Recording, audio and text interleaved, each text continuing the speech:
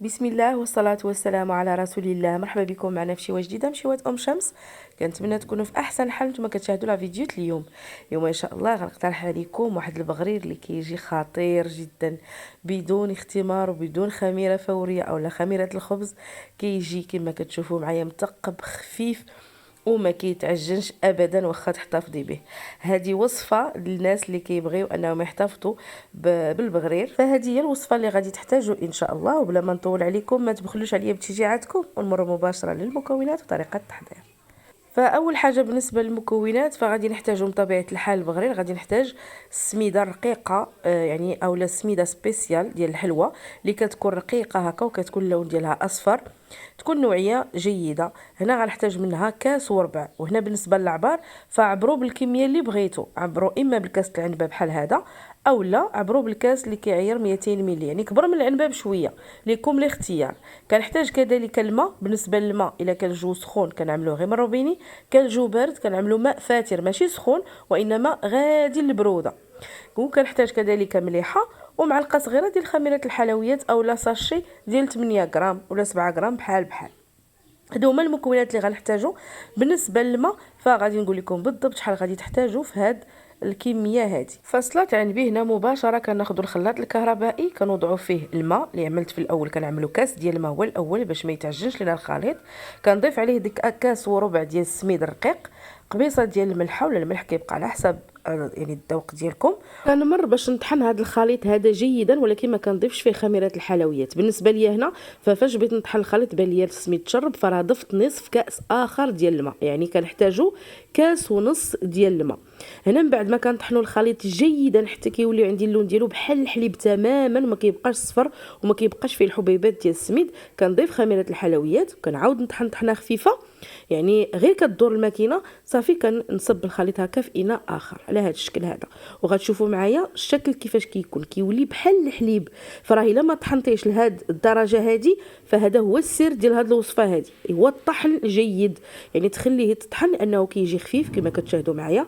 الخليط راه ما كيكونش ثقيل كيجي خفيف وفي نفس الوقت كيجي بيض وما فيهش الحبيبات ديال السميده. هذا هو السر. وكما قلت لكم الكميه ديال الماء تكون مضبوطه، يعني عملتي كاس وربع ديال السميد غتحتاجي كاس ونص الماء، عملتي كاس فقط واحد ديال السميده غتحتاجي كاس فقط ديال الماء. هذا فقط، يعني جربيه يعني بالكميه اللي بغيتي، غير هو الكميه الماء تكون مضبوطه باش حتى الوصفه ان شاء الله تجيكم رائعه. ومباشره كنمروا باش نطيبوه، يعني ما كنخليوه لا يرتاح لا حتى شي حاجه لان ما فيهش خميره الفوريه ولا خميره الخبز، يعني ما غاديش نحتاجوا ليه انه يرتاح ولا يختمر. مباشره كطيبي. هذا راه هو البغرير ديال الدقيقه 90. وهذه راه اول بغريره طيبنا كما كتشوفوا كيفاش جات، يعني كتهزوا كميه ديال البغرير ديال الخليط ديال البغرير كتعملوه في مقيله اللي كتكون يعني اكيد ما كتلصقش صافي، وكتخليوه هكا العافيه كما شفتوا معايا، ما كتكونش مجهده وما كتكونش ناقصه حتى الحد، باش هكا كيعمل لنا دوك الثقب كامل كيجي خفيف خطير جدا. انا هنا عملته في مقيله ماشي صغيره بزاف وماشي كبيره هكا باش يعطيني نفس القياس. ووقت ما طيبت شي بغريره كنمسح هذاك المقيله ديالنا هكا بمنديل ولا بابي ابسوربون باش هكا كتبقى نقيه. وراه هاد بغرير هذا بالنسبه للاخوات اللي دائما كيبغيو بغرير اللي ما كيتحمرش، فهذا راه ما كيتحمرش من التحت، يعني كيبقى بيض غزال كيحمق. وغتشوفوا معايا في الاخير انه واخا تلعبي به كيف ما بغيتي كيجي طايب وما كيجيش معجن، فتيجي صراحه لذيذ بزاف. وحتى انه ما فيش الطحين الابيض نهائيا، فيه غير السميده. فهنا كما شاهدتوا معايا دائما بالنسبه حتى للناس اللي كيطيبوهم جوج راه ممكن انكم تعملوا الطريقه، كيبقى لكم الاختيار. هنا حتى لو تعملوه بكميه اولا بالحجم اللي هو صغير فراه بحال هذه الطريقه. انا ما كنعمرش الا بغيتو صغير ما كنعمرش المقله كامله. وشوفوا معايا راه دغيا كيطيب، حتى في الطياب ديالو ما كياخذش وقت. يعني هاد الا بغينا نقولوا وصفه عجيبه راها عجيبه. وتحيه من هنا للسيده توريه تبارك الله عليها على هاد الوصفه هذه اللي هي خدامه بها من سنين تبارك الله عليها.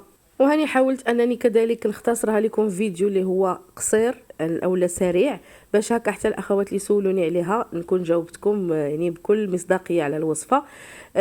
وصفه راها زوينه يعني خفيف، واحد البغريد كيجي خفيف. وحتى الا بغيتو تحتفظوا به راه ممكن انكم فاش كطيبوه وكتكملوا فكتخليوه حتى كيبرد، يعني ما تجمعوش هو سخون هكاك، يعني خصو حتى يدفى، يعني غادي البروده. وكان تشوفوا معايا كيفاش الطريقه كيفاش غادي نجمعوه في الاخير هكا الا بغيتوا انكم تحتفظوا به. شوفوا معايا راه كما قلت لكم راه دغيا دغيا كيتقب دغيا وكيطيب بسرعه، راه ما كياخذش مده ولا وقت طويل. مقيله دائما ديال البغرير تكون خاصه بالبغرير، يعني ما نكونوش هكا تكون مجرحه ولا شي حاجه. وشوفوا معايا هانتوما، يعني راه كي كتحطي الخليط واخا هو خفيف راه تيتقب وما كيسيح من الجناب، ما كيبين لك هذاك الجناب اللي كيكونوا بحال مشنتفين لا ابدا. وصفه رائعه بزاف، بصحتكم وبراحتكم. حتى الاخوات اللي باقي ما جربوهاش او ما عارفينهاش فهي هذه. هنا كنبغي نقول لكم دائما اولا نذكركم ان الوصفه راه السر فيها ماشي غير في المكونات، باش نكونوا واضحين. السر فيها هو داك الطحن الجيد، فماشي ما تزربيش على بغرير، خليه تطحن مزيان مزيان مزيان حتى يولي عندك كما قلت لك بحال الحليب. راه الا الوصفه ما رجعاتش كيف الحليب راه ما كيعطيش هذه النتيجه هذه، باش نكونوا واضحين. وبالنسبه لكميه الماء راه قلت لكم الا استعملتوا بحالي كاس وربع ديال السميده فراه كتحتاجوا كاس ونص الماء. وإلا عملتوا كاس ديال السميده فقط، يعني كاس ما كيكونش عامر اولا بومبي، كاس يعني عادي ما عامرش، راه كتحتاجوا كاس عامر ديال الماء فقط. هذه هي الوصفه. اما خميره الحلويات راه كتبقى هي خماره وحده وشويه الملح. ما فيش خميره الحلويات، ما فيش خميره عفوا ديال الخبز نهائيا، وما فيش البيض. وبالنسبه للاخوات اللي كيبغيو بغرير يعني ما يحتفظوش به، فكذلك ممكن انكم تعملوا الوصفه اللي عامله لكم في القناه يعني شحال من مره، اللي فيها حبه ديال البيض اللي كتجي كذلك خفيف وكيجي رائع.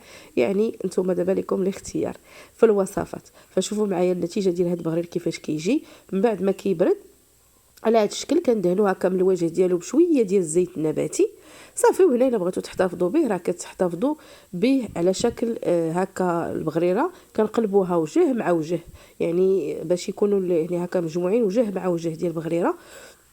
وكديروهم هكا في بلاستيك اللي هو غذائي. الا كان الجو بارد يعني ما كتحتاجش الثلاجه، كان الجو سخون راه كديروه في الثلاجه. فشوفوا معايا بغرير اللي كنضغط عليه يعني بيدي وما كيتعجنش ابدا وكيبقى هكا خفيف وهكا متقب كله. وشوفي يدي كي كتبان من اللور، يلعبوا به كيف ما بغيتو. طيب مزيان، حاجه اللي ان شاء الله ما كتضرش وسهل جدا جدا وناجح في التحضير ديالو. فكنتمنى ان شاء الله ان لا فيديو اليوم يعجبكم ويرقكم انكم تجربوا البغرير ديالنا، ودائما صيفطوا لي تجاربكم تنكون اكيد فرحانه بها. تعليقكم الرائعه كذلك اللي كتحفزني بتنزيل فيديوهات جديده. وكانت معكم ام شمس، وما توفيقي الا بالله، عليه توكلت اليه انيب.